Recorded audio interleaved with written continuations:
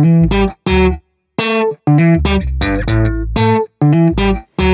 Friends, welcome back to our channel మా ఇంటి రుచులు. నేను మీ స్మార్ట్ విజయ. ఈరోజు నేను మటను తోటకూర కర్రీ అయితే చేసి చూపిస్తానండి. మటను తోటకూరకి కావలసిన పదార్థాలు, తయారీ విధానం ఎలాగో చూద్దాము. ఇది ముందుగా మటన్ తీసుకుని శుభ్రం చేసుకున్న తర్వాత 2-3 సార్లు కడిగి ఉడికించి పెట్టానండి. ఉడికించేటప్పుడు కొద్దిగా పసుపు, ఉప్పు, కొద్దిగా కారం అయితే వేసి ఉడికించాను. ఇప్పుడు తయారీ విధానం ఎలాగో చూద్దాము. ముందుగా స్టవ్ వెలిగించుకుని కుక్కర్ పెట్టేశానండి. ఇందులో ఆల్రెడీ నేను మటన్ ఉడికించాను. కావాల్సిన ఆయిల్ కూడా వేసేసుకున్నానండి. ఆయిల్ అయితే మనకు వేడైంది కదా. ఇప్పుడు కట్ చేసి పెట్టుకున్న ఉల్లిపాయ ముక్కలు, పచ్చిమిర్చి వేసి బాగా ఫ్రై చేసేసుకోవాలి. ఉల్లిపాయలు అయితే మనకి బాగా ఫ్రై అయిపోయాయండి. ఇప్పుడు టమాటా ముక్కలు కూడా వేసి బాగా మగ్గేంత వరకు అయితే ఉడికించుకోవాలి. టమాటీలు అయితే మనకి బాగా మగ్గిపోయాయండి. ఇప్పుడు ఇందులో ఒక 1/2 టీ స్పూన్ అల్లం వెల్లుల్లి పేస్ట్ అయితే వేసుకుని ఒక 2 నిమిషాలు వేయించుకుందాము. వేసేసుకుందామండి. వేసుకుని ఒకసారి బాగా కలిపేసుకుందాము.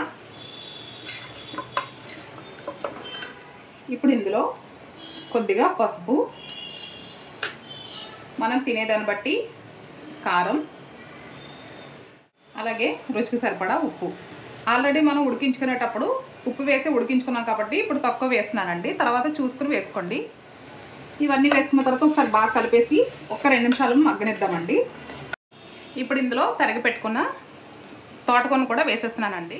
ఒకసారి అయితే బాగా కలిపేసుకుందాము. ఇందులో కొద్దిగా వాటర్ అయితే వేసేసుకున్నానండి. ఇప్పుడు మనం కుక్కర్ మూత పెట్టేసుకుని మీడియం ఫ్లేమ్లో పెట్టి ఒక 2 విజిల్స్ అయితే వచ్చే వరకు ఉడికించుకోవాలండి. ఎక్కువ అవసరం లేదు, ఎందుకంటే ఆల్రెడీ ముందుగా ఉడికించి పెట్టాం కాబట్టి 2 విజిల్స్ వస్తే సరిపోతుందండి. 2 విజిల్స్ అయితే వచ్చేసాయండి. స్టవ్ ఆఫ్ చేసేసుకున్నాను. ఇది చల్లారింది కూడా మనకి. ఇప్పుడు మూత తీసి చూద్దామండి. చూసారు కదా ఫ్రెండ్స్. ఇప్పుడు ఒకసారి అయితే బాగా కలిపేసుకుందాము. ఇలా కలుపుకున్న తర్వాత మళ్ళీ స్టవ్ వెలిగించుకొని ఇప్పుడు ఇందులో కొద్దిగా హోల్ గరం మసాలా పొడి అయితే వేసుకుంటున్నానండి. ఇలా వేసుకుని మరొక 2 నిమిషాలు అయితే ఉడికించుకుందాము. మనకి తోటకూర మటన్ అయితే రెడీ అయిపోయిందండి. ఇంకా చివరిగా కొద్దిగా కొత్తిమీరని అయితే చల్లేసుకుంటున్నాను. స్టవ్ కూడా ఆఫ్ చేసేసుకుంటున్నానండి. టేస్ట్ అయితే చాలా చాలా బాగుంటుంది. ఈ రెసిపీ నచ్చినట్లయితే మీరు ట్రై చేసి ఎలా వచ్చిందో నాకు కామెంట్ చేయండి.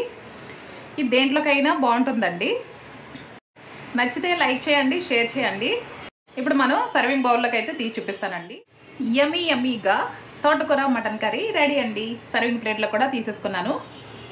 నా ఛానల్ని ఫస్ట్ టైం చూస్తున్నట్లయితే సబ్స్క్రైబ్ చేసుకోండి. మరొక రెసిపీతో మళ్ళీ మీ ముందుంటాను. Thanks for watching. Bye friends.